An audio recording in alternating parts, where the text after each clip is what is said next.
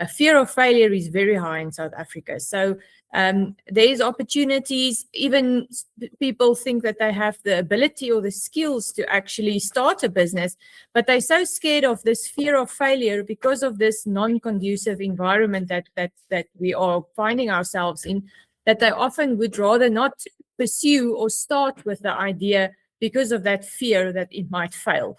So, and I think to overcome that, you need to create a safety net or this environment for a student through, for example, incubation or any of these type of programs where students can actually come into a safe space and for a year or how long ever, brainstorm the idea with people who understand how development works and, help them get that idea from idea to concept into a marketable product or service.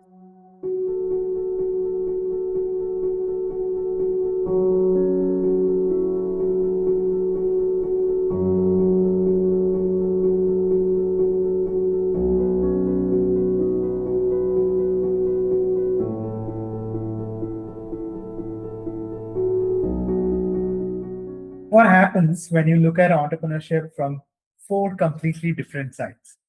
You have been an entrepreneur yourself. You have spent years researching entrepreneurship. You have studied what makes women and young people succeed or struggle as entrepreneurs. And today, you're helping shape how entrepreneurship itself is taught at universities. Our guest today brings all 4 of those perspectives together. Hello, everyone. Welcome to another episode of School to Startup, brought to you by Traxon, a private market intelligence platform that's been supporting the global university ecosystem for over 12 years. Through our university partnerships, we work with institutions driving innovation and entrepreneurship, and this series highlights the academic leaders making that happen. I'm Harish, your host today. Joining us today is Professor Natanya Mayer. She is the acting director and chair of DHET NRF Searchy in entrepreneurship education at University of Johannesburg. Her work spans entrepreneurship, education, women and youth entrepreneurship, entrepreneurial ecosystems, and broader environment that determines whether a business idea actually has a chance to survive and grow. She is also part of Global Entrepreneurship Monitor South Africa research team. So she spends a lot of time looking beyond individual success stories and asking a much bigger question: what actually makes an entrepreneurial ecosystem work? And perhaps what makes her perspective even more interesting is that she didn't arrive at entrepreneurship purely through academia. She previously owned and managed 3 businesses herself. So today we are going to bring all those perspectives together. Natanya, welcome to School to Startup. Thank you very much for having me. Great. Before entrepreneurship became your research field, you were actually running businesses yourself. So what first attached or attracted you to entrepreneurship? Was it something you consciously chose, or did you kind of fall into it?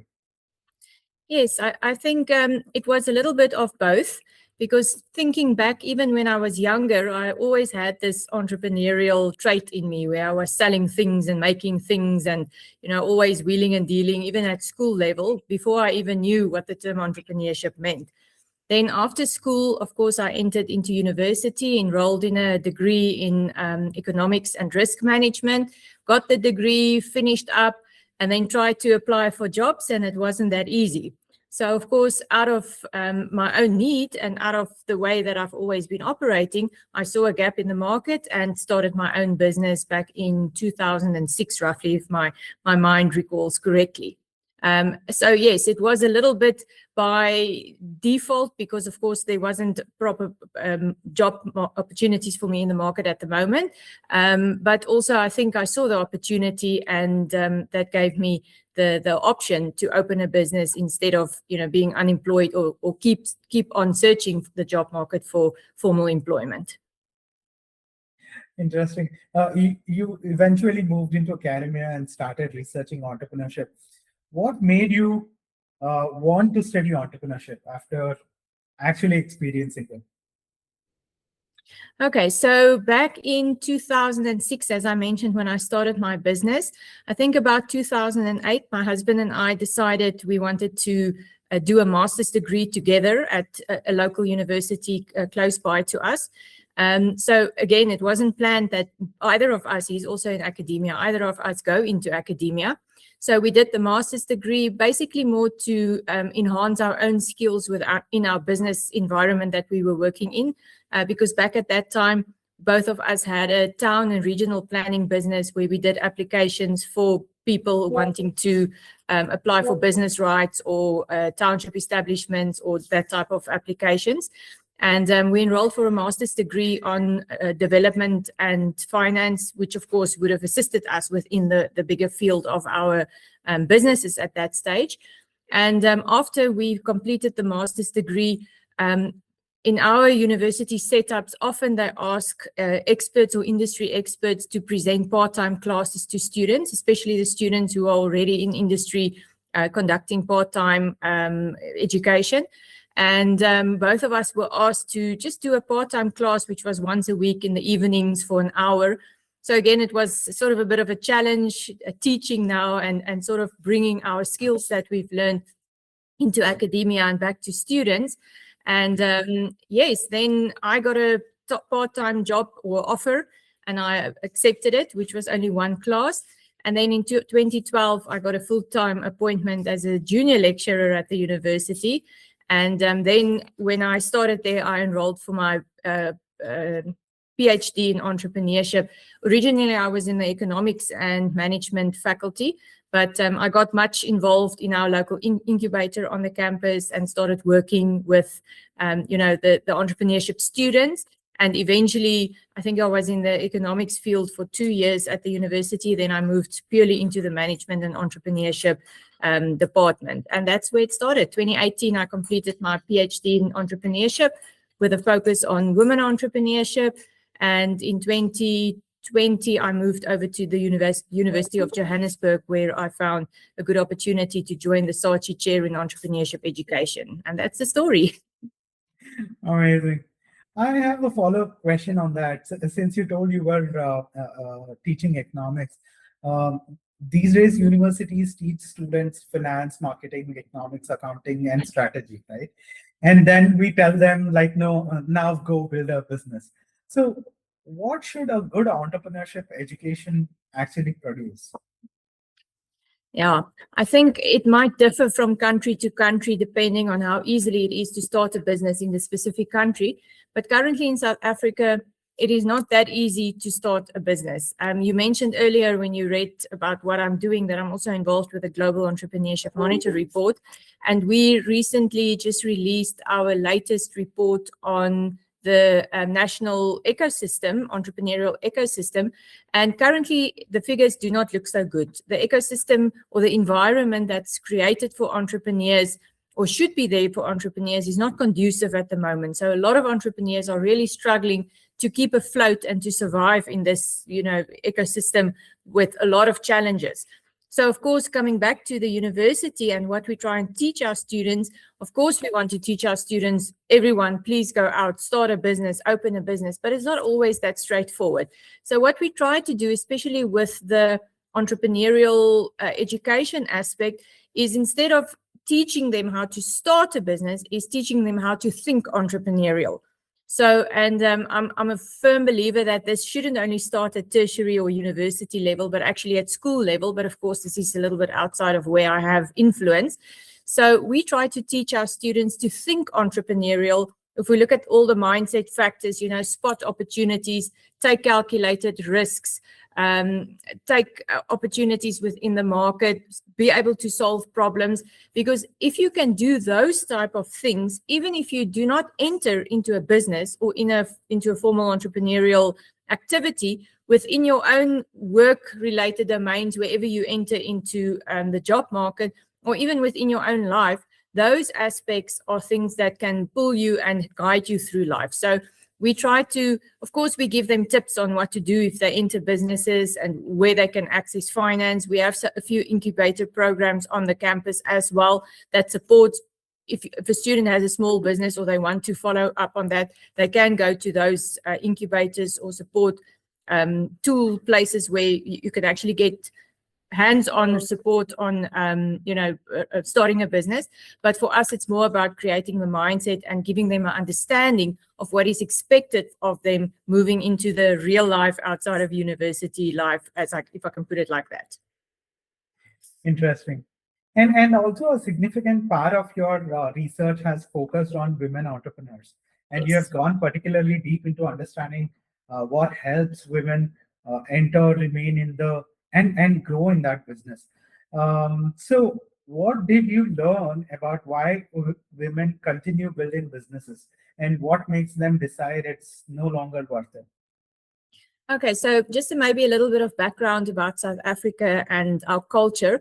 Of course, for those people listening online who knows a little bit about South Africa, you will know we also stand as the nation, rainbow nation, because we've got so many cultures and so many different races within our country. So it is sometimes a bit of a challenge, because with some of the cultures, there is still a very firm belief that a woman needs to be in the kitchen and raise the kids and not be in business and formally educated. Although I must say in recent years, there has been an improvement in that, where more women are entering businesses and being very successful. So it is a little bit of a cultural thing as well, where in some cultures, it's not traditionally accepted yet that a woman plays a role or important role within business. However, as I stated, it is being supported very much through our government policies. There's a lot of aim on women entrepreneurship, supporting women business development, women grants, women investment, that type of things. And we are seeing an improvement in the number of women actually entering businesses, which is very, very good, because we want to see that. However, what we do still see is that a lot of these women are entering markets where there's easy access into the market. So a lot of service-related industries. And of course, those type of industries or those type of businesses seldomly grow very big. And of course, in our current environment where we have very high unemployment in South Africa, we would want more, especially women, to have businesses that can grow bigger. So of course, there's a little bit of a challenge. But what we also see is that a lot of women enter businesses to support some or other cause within their community. And this is also research findings that came directly from my PhD. As you mentioned, my PhD looked at, why women decide to stay in business regardless of the difficult environment that they're currently facing. And the main reason that came out, of course, there was other secondary reasons, but the main reason was that most of these women are in business to support some community development or maybe a family member or something. So they're not doing it to get super rich and to grow big businesses and to gather the wealth as you would normally expect with entrepreneurship. So we have those women, but we are really focusing or asking government to focus on growing these women so that they come out of these smaller necessity lifestyle type of businesses and grow more into high growth, even if it's just medium type of businesses where they can start employing other people and bringing a better economic contribution to the country's economy. Interesting. And let's bring this back to the university again, because universities are in the fascinating position. They are teaching students about entrepreneurship, but they are also sitting on the talent, research, ideas, infrastructure, and networks. So what should the role of university be in the entrepreneurial journey? Should it simply teach entrepreneurship? Should it incubate companies or help students find funding, commercial research, build network? Or should universities really be doing all these things? Yeah, well, my answer is all of the above. We cannot just be the ivory tower that teaches students or people, give them a degree and a certificate at the end of 3 or 4 years if they pass. Those days are over. Universities form a key critical component within the whole ecosystem as one of the key stakeholders. And we have the power to bring other stakeholders together. And I must say, with the work that we've been doing with the GEM, the Global Entrepreneurship Monitor, we are moving into that direction where we are actually taking up the responsibility and saying, Let us as a research institution take hands with a government institution or a private institution for that matter. Let's see where your problems is, where you have research questions that needs to be answered, and let's see how we can take hands and work together with you.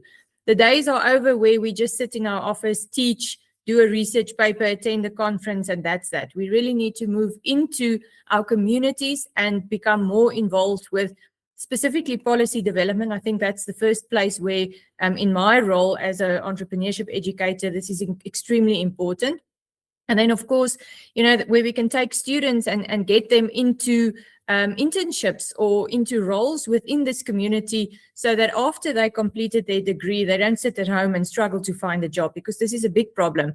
Our latest unemployment figures were released in this week, and it's grown.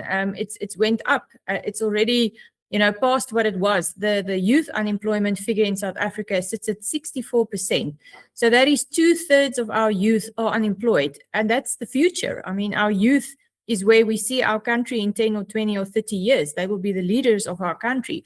So this is a huge problem. And I think really universities needs to look, and we must remember in South Africa, only 6% of young people or people have a degree. So we only touch a very small portion of our young people, and those are the ones who are more educated, who are more experienced and had more opportunities to become part of the bigger economic system or economic market. But the other 90% of our youth are sitting at home. Lots of them don't even finish high school. So it's a big problem. And I'm not quite sure how us as a university will be able to reach those students, but for the ones at least within our domain and who are passing through our classrooms, we need to create an environment for them with our connections outside of the university, where they can enter into, either the public sector or the private sector. Interesting. And at the University of Johannesburg, what does that journey actually look like?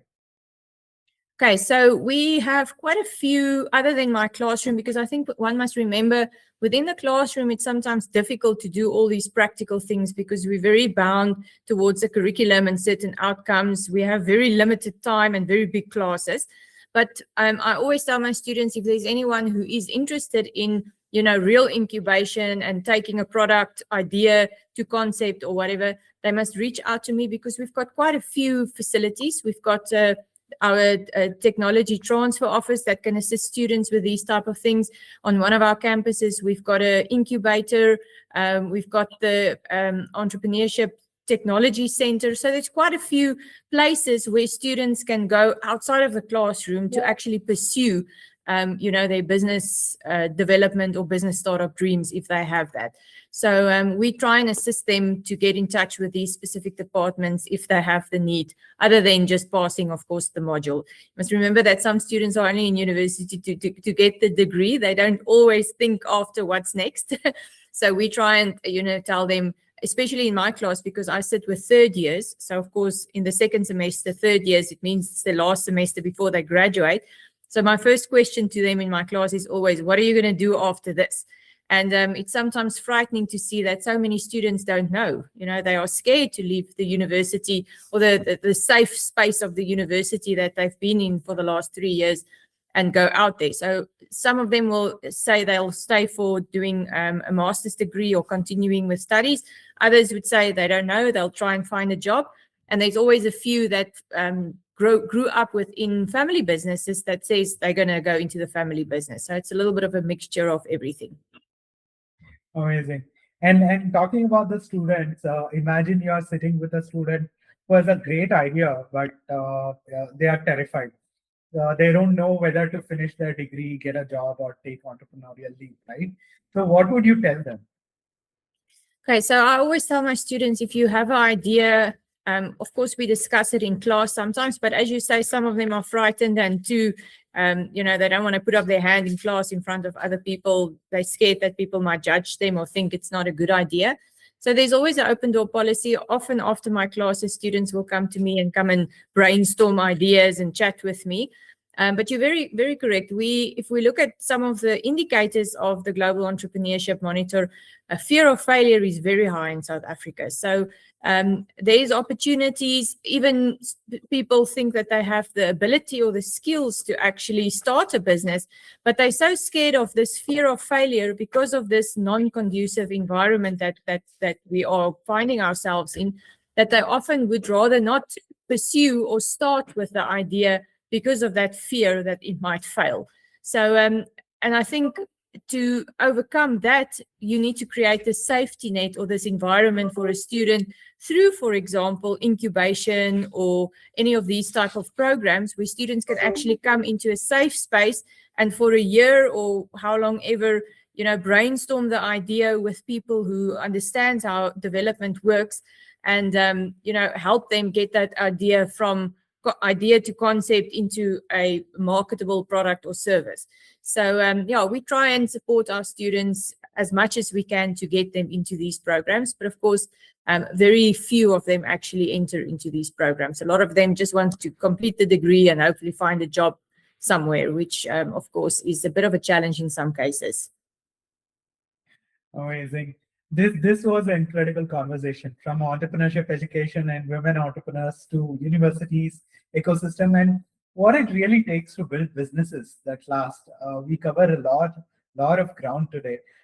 Thank you, Professor Nathania, for being part of School to Startup and for such a thoughtful conversation. Thank you very much for having me. And I wish each and every student or person watching or listening to this today the best of luck with your entrepreneurial journey going forward. And take that risk. Don't be too scared. Failure is part of the process.